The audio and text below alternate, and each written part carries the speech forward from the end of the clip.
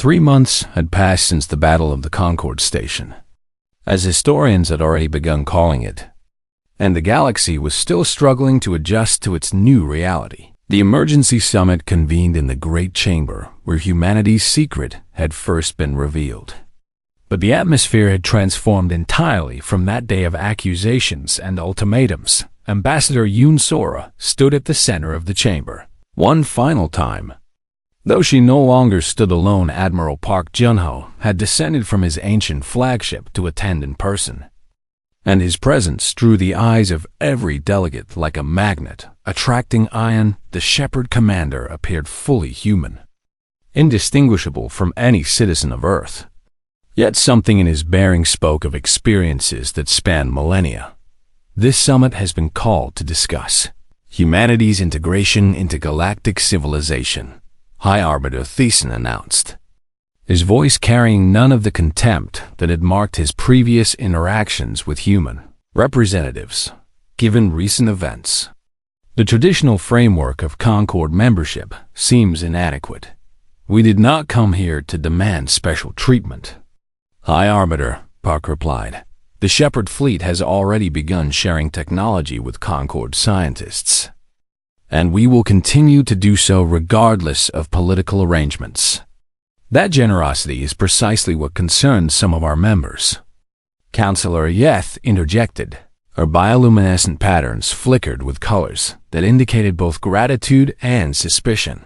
The medical advances you have provided will extend lifespans across dozens of worlds, and your agricultural techniques can end famine on planets that have suffered for generations. These are good things. Counselor, they are, Admiral, but they raise uncomfortable questions about motivation. Park nodded slowly, and his expression suggested he had anticipated this concern. You wonder what humanity wants in return.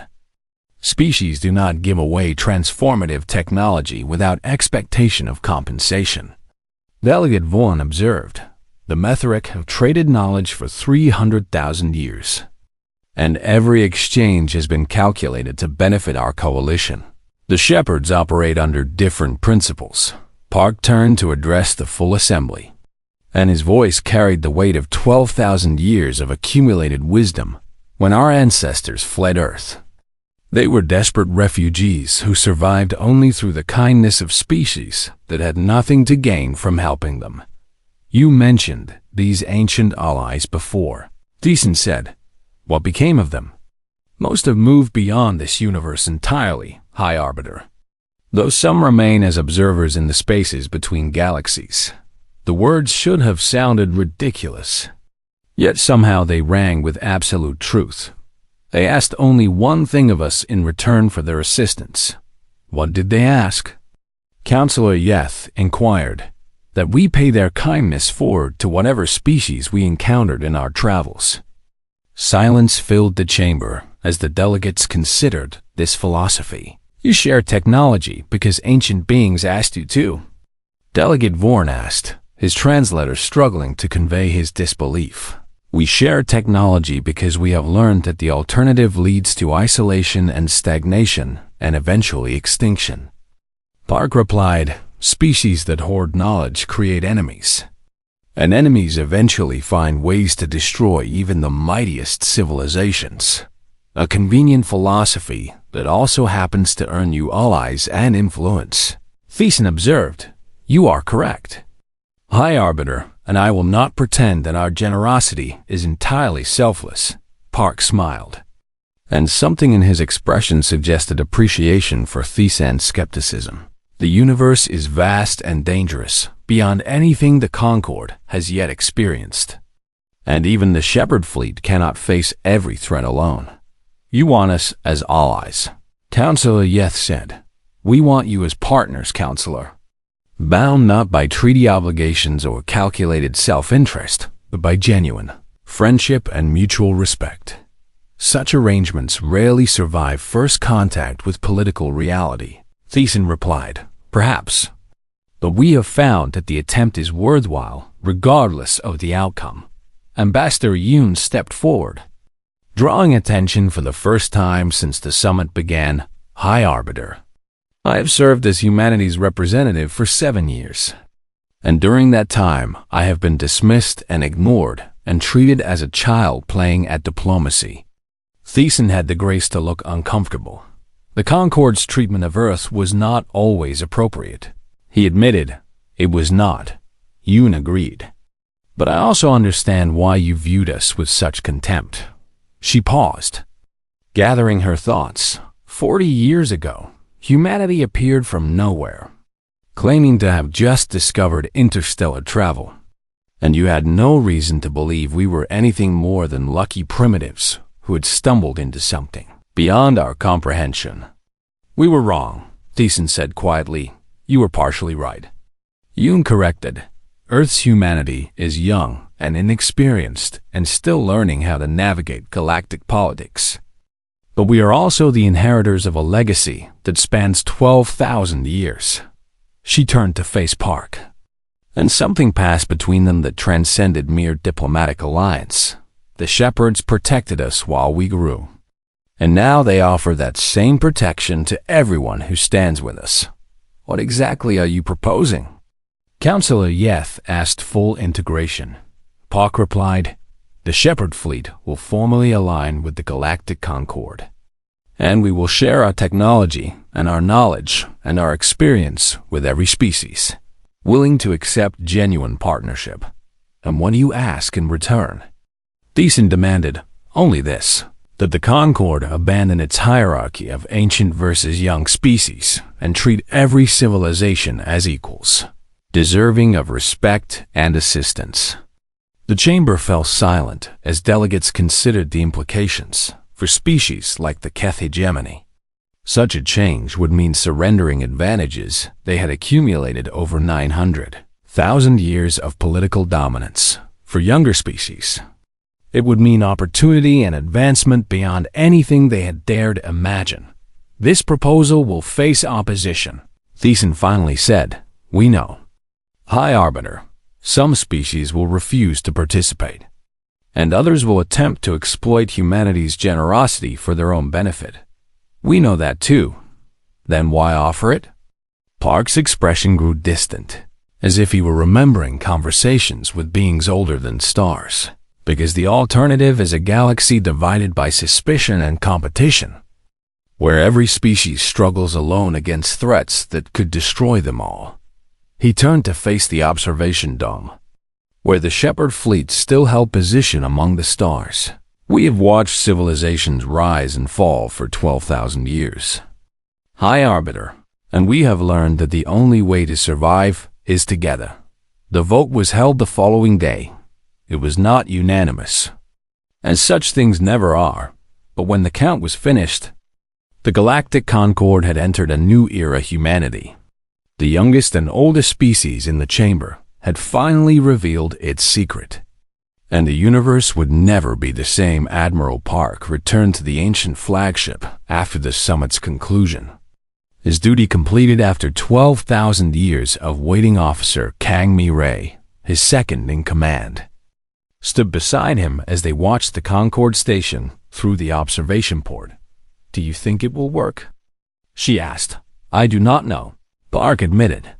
12,000 years of watching has taught me that hope is humanity's greatest weapon, and it always has been. He turned from the window and walked toward the bridge where generations of shepherds had stood before him. Set course for the outer territories, he ordered. There are new species out there who need protecting, and we have work to do. The Shepherd fleet moved as one, ancient engines humming with power that defied comprehension, and together they sailed into the darkness to continue their eternal vigil. Behind them, the stars seemed to shine just a little bit brighter than before. The Vethrak arrived 3 days earlier than expected, their fleet dropping out of faster-than-light travel at the edge of the system with the confidence of predators who had never known defeat. 700 warships spread across the void like a swarm of metal insects, each one bristling with weapons that had reduced countless civilizations to ash and memory. Supreme Commander Kethphos stood on the bridge of his flagship, His scaled face twisted into what passed for a smile among his species. He had conquered 47 worlds during his career, and he had never encountered an enemy capable of stopping his advance. Broadcast the surrender demand. He ordered. His communications officer complied, and moments later, Kethvos' voice echoed across every frequency in the system. Attention Galactic Concord. This is Supreme Commander Kethvos of the Vethrak Dominion, and I offer you a single opportunity to avoid total annihilation. He paused, savoring the moment. Surrender your stations, your colonies, and your military assets immediately, and those who comply will be granted the mercy of swift subjugation rather than slow extinction. The response came not from the Concord station, but from a source his sensors could not identify. Supreme Commander. This is Fleet Admiral Park Junho of the Shepherd Fleet, and I must respectfully decline your generous offer. Kethvos frowned at the unfamiliar designation Shepherd Fleet. He demanded, I have no records of any such organization. That was intentional. Commander, Park's voice carried an unsettling calm that raised the scales. Along Kethvos' spine, we have been watching your species for quite some time, and I confess we had hoped you might grow beyond your current nature. Watching? Kethvos snarled. Who are you to watch the Dominion? We are humanity, Commander, though perhaps not the humanity your intelligence services have described. Kethvos turned to his tactical officer with growing unease. What assets do the humans have in this system? Sensors show 200 vessels of standard human design, the officer reported, along with the Concord's combined fleet of approximately 3,000 ships. Then we outnumber them significantly in quality, if not quantity. Commander, the tactical officer continued, his voice carrying a tremor of alarm. There are also 12 unidentified contacts of extreme size holding position near the Concord station. Show me. The display flickered to life, and Kethvos felt his blood run cold. The ships that appeared on his screen were unlike anything in the Dominion's extensive database. Massive vessels scarred by battles fought before his species had evolved from the primitive creatures that once crawled through the swamps of his homeworld. What are those things? He demanded. Unknown, Commander, but their energy signatures exceed anything we have ever recorded. Admiral Park's voice returned, still carrying that terrible calm. Those are the ships of the Shepherd Fleet, Commander, and they have been protecting humanity since before your ancestors discovered fire. Lies, Kethvos spat, though his conviction wavered as he studied the ancient vessels. You have 30 standard minutes to withdraw your fleet from this system. Park continued.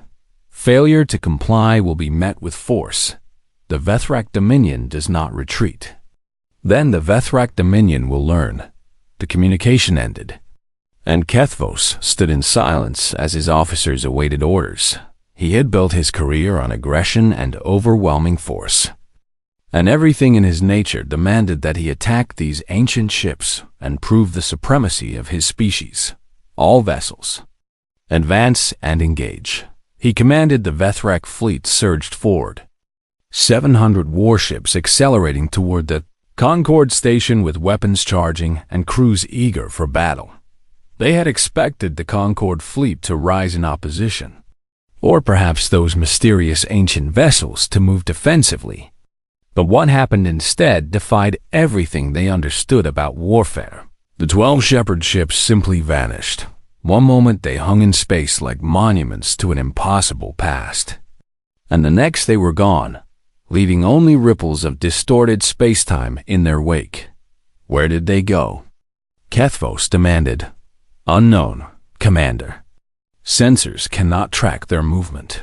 Then the ancient vessels reappeared, not near the Concord station, but distributed throughout the Vethrak formation. They materialized without warning, their massive hulls suddenly occupying spaces that should have been empty. And before Kethvos could issue any order, they opened fire. The weapons they deployed were beyond Vethrak comprehension.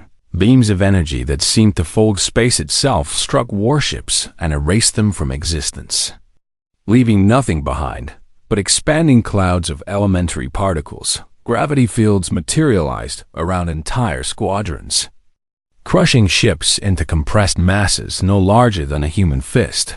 Projectiles that moved faster than light punched through shields as if they did not exist.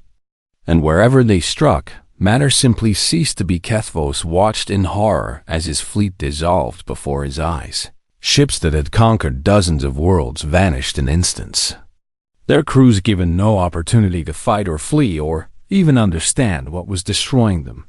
In 11 minutes, 400 Vethrak warships had been annihilated. The remaining 300 vessels broke formation and fled in every direction, their crews abandoning all pretense of military discipline in their desperate attempt to escape the ancient predators that had awakened among them. Kethvos' flagship was among the survivors, though survival felt more like curse than blessing as he watched the full scope of his defeat unfold. The shepherd ships did not pursue. Admiral Park's voice returned one final time, and now it carried a weight of authority that transcended mere military rank. Go home, Commander, and tell your empire what you witnessed here today. Kethvos' claws gripped his command, thrown until they drew blood from his palms. This is not over, he snarled. If you return, if you threaten this space again, humanity will not show mercy a second time. Park's voice carried neither threat nor anger, only absolute certainty. We have protected our family for 12,000 years, Commander, and we will continue to protect them for 12,000 more. And if the Dominion forces us to return to your homeworld, we will end your species as easily as we ended your fleet.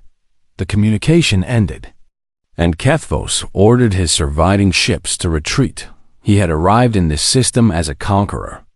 Confident in his superiority and certain of his victory, he left as a messenger, bearing witness to power that made the entire Vethrak Dominion seem insignificant behind him. The Galactic Concord watched their greatest enemy flee in terror, and every delegate understood that the universe they thought they knew had been replaced by something far stranger and far more wonderful than they had ever imagined. The assembly chamber had fallen into a silence so complete that Ambassador Yoon could hear the soft hum of the station's life support systems. Every alien delegate sat frozen in their seat, their minds struggling to process the impossible truth that Admiral Park had just revealed. High Arbiter Thiessen was the first to find his voice, though it carried none of its usual commanding authority. Admiral Park, he said slowly, you claim that humanity has been watching over the galaxy for 12,000 years. Yet we have no records of your intervention in any historical event. That was intentional. High Arbiter Park's holographic form moved closer, and the ancient technology of his bridge gleamed behind him like a testament to millennia of advancement. The shepherds operate under strict protocols, and the first of these is invisibility. Explain these protocols, Counselor Yeth demanded, her bioluminescent patterns flickering with agitation that bordered on panic. When our ancestors fled Earth, they were desperate refugees with nothing but primitive technology and the will to survive. Park began. They found allies among the stars, species so ancient that your Concord would seem newborn in comparison. And these allies taught us lessons that shaped everything the shepherds would become. What lessons? Thiessen asked. That power without wisdom leads to destruction, that intervention without consent breeds resentment, and that the greatest gift you can give a developing species is the freedom to make their own mistakes. The display shifted to show a timeline of human history, with markers indicating events that should have ended the species. We identified 17 extinction-level threats during humanity's development on Earth, and each one was neutralized without any evidence of our involvement. The asteroid impacts, Delegate Vaughan said, his insectoid body clicking as he processed data through his neural implants. The records show that several large asteroids changed trajectory at the last moment. Gravity manipulation, Park confirmed, undetectable to any technology Earth possessed at the time. And the alien probes? Thiessen pressed.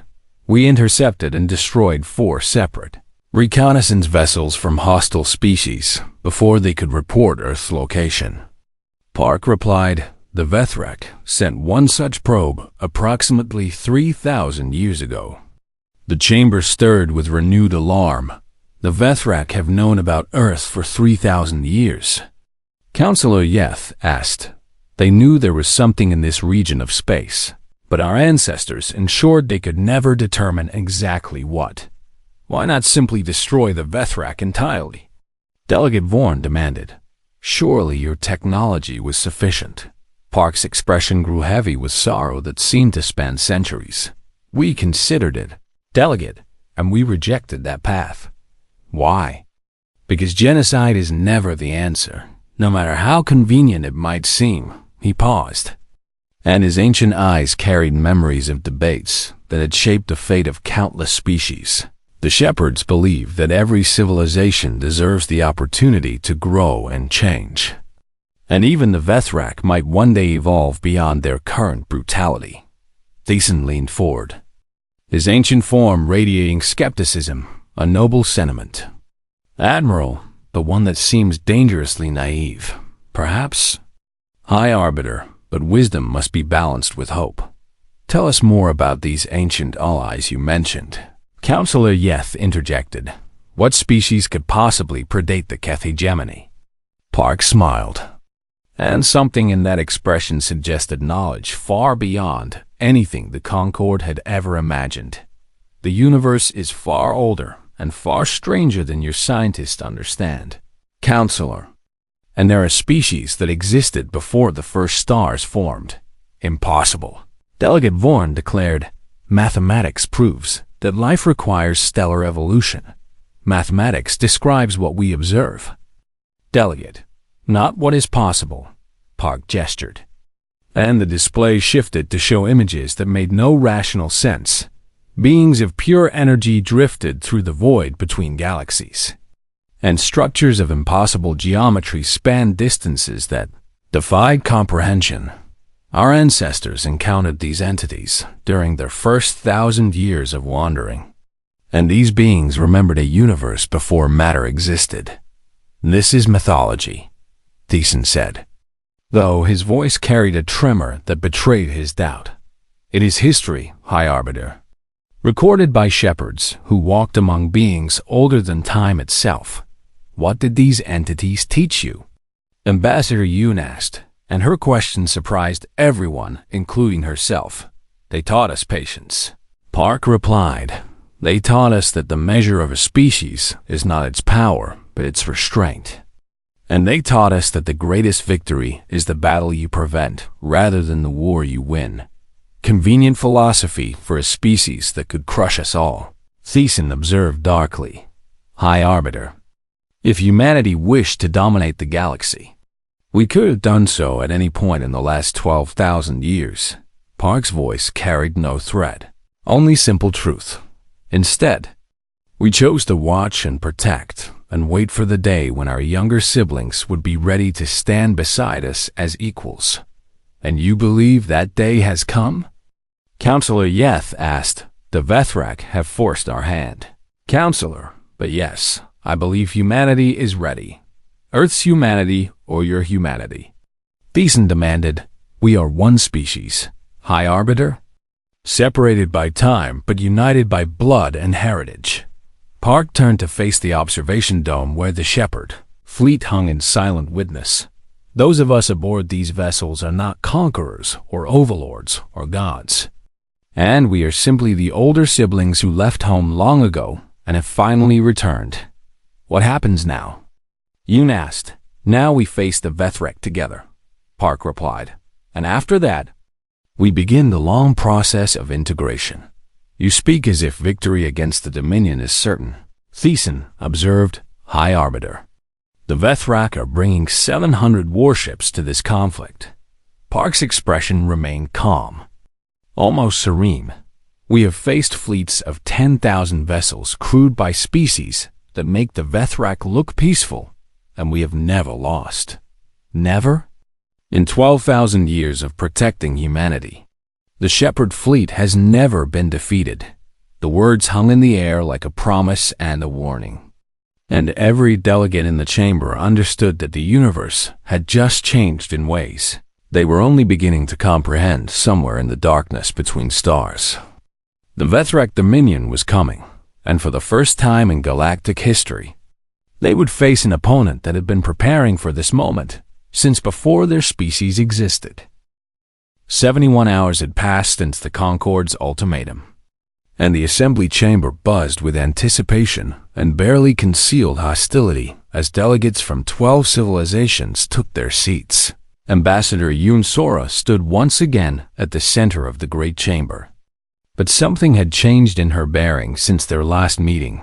The nervous uncertainty had vanished from her eyes, replaced by a calm that several delegates found deeply unsettling. High Arbiter Thyssen studied the human woman with renewed interest. The deadline approaches. Ambassador, he announced, has humanity prepared its confession? Humanity has prepared a demonstration.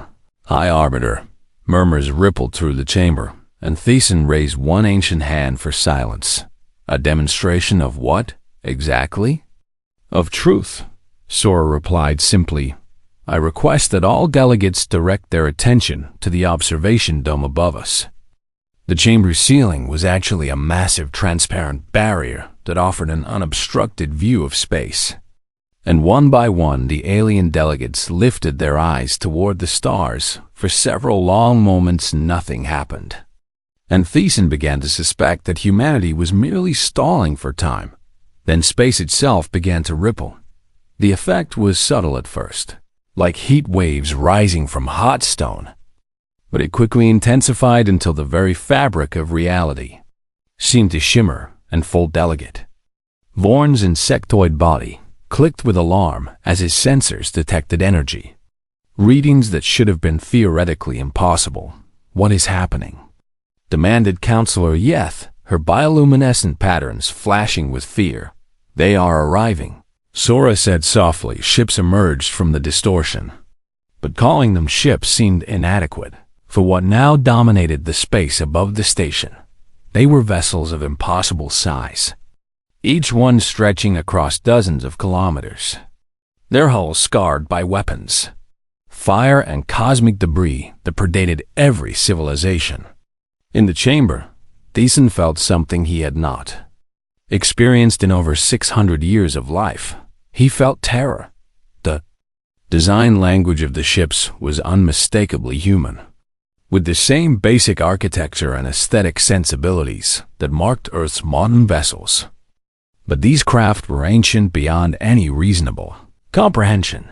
Their hulls showed layer upon layer of repairs and modifications accumulated over millennia, and their weapon systems hummed with energies that made Concorde technology look like primitive fire. 12 such vessels now held position around the station, and a single one of them dwarfed the combined military assets of every species in the Concorde. This is impossible, Thyssen whispered, and he was not aware that he had spoken aloud until he heard his own voice. Explain this, Ambassador. Sora stepped forward, and her calm demeanor suddenly made terrible sense. Humanity did not discover faster than light travel 60 years ago. High Arbiter, and we did not stumble into the galactic community by accident. Then when? Demanded Delegate Vorn. 12,000 years ago.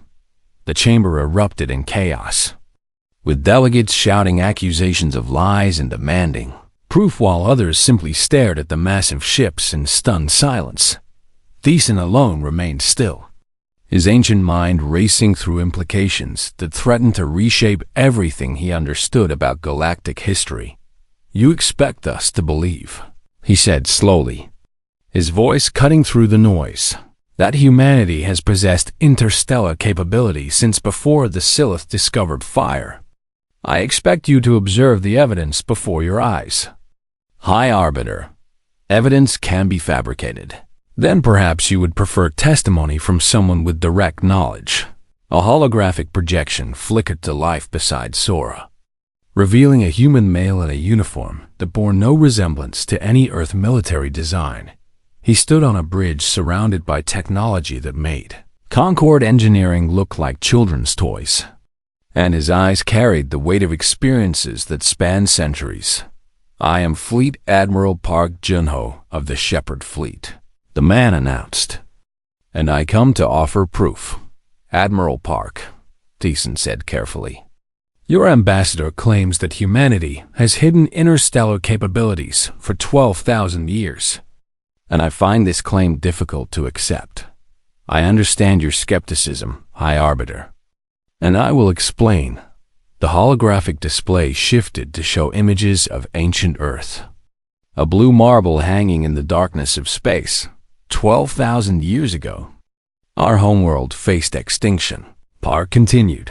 An asteroid of sufficient size to end all life on Earth was detected on a collision course, and our ancestors had only decades to prepare. Your species lacked spaceflight capability at that time. Counselor Yeth interjected, officially. "Yes, but desperation breeds innovation." "Counselor," the display showed primitive spacecraft launching from Earth's surface, vessels that looked impossibly fragile compared to the behemoths now orbiting the station. Our ancestors developed experimental, faster-than-light technology and launched colony ships into the void. And they were refugees fleeing extinction with nothing but hope and determination to sustain them. "And these refugees built your Shepherd Fleet?" Thiessen asked. "Over 12,000 years. Yes." Park's expression grew distant, as if he were remembering events he had personally witnessed. "The colonists survived against impossible odds. And they built, and they advanced, and they spread across galaxies that your Concord has never mapped." "Galaxies?" Delegate Vorm repeated, his translator struggling with his disbelief. "We encountered threats that make the Vethrak Dominion look like children throwing stones," Park continued. "And we developed technologies that allowed us to survive in a universe far more dangerous than any of you have ever imagined. Why return to Earth?" Thiessen demanded. "Why hide yourselves among primitives?" "Because 3,000 years ago, we came home to find our younger siblings rebuilding from the devastation that followed the asteroid's near miss. And we faced a choice." The display showed images of shepherds observing ancient human civilizations from orbit, watching humanity struggle and grow without ever revealing their presence. We could have given them technology they were not ready for, and we could have elevated them to our level overnight. But history has shown us what happens when advancement outpaces wisdom. "So you chose to watch," Thiessen said. "We chose to protect," Park corrected. "Every extinction-level threat that should have struck Earth was handled quietly, and every hostile alien probe that entered human space, before your official first contact, was eliminated before it could cause harm. You have been manipulating galactic events for millennia. We have been protecting our family, High Arbiter. Nothing more and nothing less." Thiessen stared at the ancient ships through the observation dome. An understanding finally began to dawn. "Then why reveal yourselves now, Admiral?"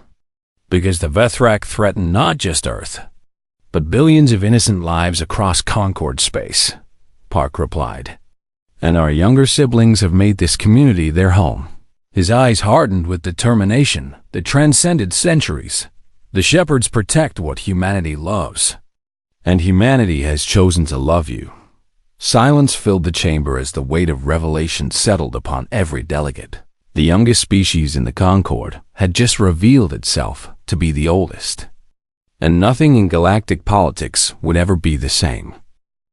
The great chamber of the Galactic Concord stretched across 3 kilometers of orbital station, its curved walls displaying the flags of 12 ancient civilizations that had ruled the stars for longer than humanity had possessed.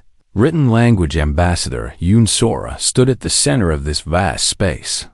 Feeling very small and very young, as dozens of alien eyes fixed upon her with expressions ranging from contempt to mild curiosity. She had served as humanity's representative to the Concord for 7 years now, and she had grown accustomed to being dismissed and ignored and treated like a child at a table of adults. Today felt different. Today the air itself seemed charged with hostility, and even the species that had shown humanity occasional kindness now regarded her with cold suspicion. High Arbiter Thesan of the Keth hegemony rose from his elevated seat, his ancient form draped in robes that predated human civilization by 500,000 years. His species had been building starships when humanity's ancestors were still learning to walk upright, and he had never let any human forget this fact. "Ambassador Yoon," he said, his translated voice carrying the weight of millennia, "the Concord has received troubling intelligence regarding your species, and we demand immediate clarification." Sora kept her expression neutral, even as her heart began to race. "I am always happy to address the Concord's concerns, High Arbiter." "Indeed," Thesan replied, and something in his tone made her skin prickle with warning. "Our intelligence services have conducted extensive analysis of human military capabilities, and their findings are most disturbing." A holographic display flickered to life above the chamber floor, showing Earth's declared fleet of 200 vessels. "You claim this represents humanity's full military strength," Thesan continued. "Yet our analysts find this impossible to believe. The numbers are accurate." "High Arbiter, they cannot be," interrupted Delegate Vorn of the Methrak Coalition, his insectoid body clicking with agitation. "Your species colonized 9 star systems in 3 decades. Yet you possess fewer warships than a single Methrak patrol squadron. Humanity has prioritized peaceful expansion over military buildup." "Lies," spat Counselor Yeth of the Sylph Communion, her aquatic form shimmering with bioluminescent anger. "Every species builds warships, Ambassador, and every species hides their true numbers from potential rivals." Sora felt the weight of accusation pressing down upon her from every direction. These beings had been playing political games for eons, and they assumed that humanity operated by the same rules of deception and hidden strength. The irony was not lost on her. "What exactly does the Concord wish to know?" she asked carefully. High Arbiter Thesan leaned forward, and his ancient eyes seemed to pierce straight through her diplomatic mask. "The Vethrak Dominion has declared war upon the Concord, Ambassador, and they will arrive in this sector within 30 standard days." Sora felt ice form in her stomach. The Vethrak were conquerors without mercy, a species that had risen to power through brutality and maintained their empire through fear. Every member species is required to contribute their full military assets to the defensive fleet. Thesan continued, "We are not asking for your declared 200 ships, Ambassador, and we are not asking for whatever modest reserves you may have hidden away." He paused, and the chamber fell utterly silent. "We are demanding that humanity reveal its true military strength, or face immediate expulsion from the Concord." The words hit Sora like physical blows. Expulsion would leave Earth and its colonies completely vulnerable, not only to the Vethrak, but to any Concord species that decided humanity's worlds would make convenient targets. "High Arbiter, I assure you that humanity has no hidden fleet." "Then explain how your species has survived," demanded Delegate Vorn. "Your homeworld sits in a dangerous region of space, surrounded by asteroid fields and cosmic anomalies that have destroyed countless surveyor vessels. Yet Earth has never suffered a single major impact in recorded human history." "Luck," Sora offered weakly. "Luck does not last for 12,000 years." Thesan replied, "Our historians have studied your planet extensively, Ambassador, and they have found evidence of at least 17 extinction-level threats that should have struck Earth during humanity's development." Sora's blood ran cold. Each one was deflected or destroyed before impact. Thiessen continued. And we do not believe in luck or divine intervention or convenient cosmic coincidence. What do you believe, High Arbiter? I believe humanity is hiding something, he said flatly. I believe your species has capabilities far beyond what you have revealed. And I believe you have been deceiving the Concord since the day you joined. The chamber erupted in murmurs of agreement. And Sora saw hostility hardening on every alien face. You have 72 standard hours to reveal your true military assets. Thiessen declared, fail to do so. And humanity will be expelled from the Concord and declared a potential threat to galactic security. Sora wanted to argue, wanted to defend her species against these accusations. But something in the back of her mind whispered that perhaps the Concord's suspicions were not entirely unfounded. She had grown up hearing stories. Legends, really, about guardians in the darkness and protectors among the stars. Her grandmother had called them the shepherds. Ancient humans who had left Earth long ago and returned to watch over their younger siblings. Sora had always dismissed these tales as mythology. But standing here facing accusations she could not refute. She wondered if perhaps there was truth hidden within the legends. I request permission to consult with Earth Command, she said formally. Granted, Thiessen replied. But remember, Ambassador, 72 hours and no more. Sora bowed and retreated from the chamber, feeling the weight of alien stares upon her back until the great doors sealed shut behind her. She moved quickly through the station's corridors until she reached her private quarters. And then she activated the most secure communication channel available to her office. The face of Fleet Admiral Park Jin-ho appeared on her screen. His expression unreadable. I watched the assembly session, he said before she could speak. They know something, Admiral. Yes. Is it true? She asked, and her voice trembled despite her efforts at control. Are the stories about the shepherds actually real? Admiral Park was silent for a long moment, and in that silence Sora found her answer. Prepare the assembly for a full disclosure. He finally said, Admiral, what am I supposed to tell them? Tell them nothing, Ambassador. His expression shifted. And for just a moment she glimpsed something ancient and weary behind his eyes. Humanity will show them instead. The communication ended, and Sora sat alone in her quarters as the weight of revelation pressed down upon her shoulders. Everything she thought she knew about her species was about to change, and she could only hope that what emerged from the shadows would be enough to save them all in the space beyond the station. Hidden by technology that made Concord sensors look like children's toys. 12 massive shapes waited in perfect silence. They had waited for 12,000 years. They could wait a little longer,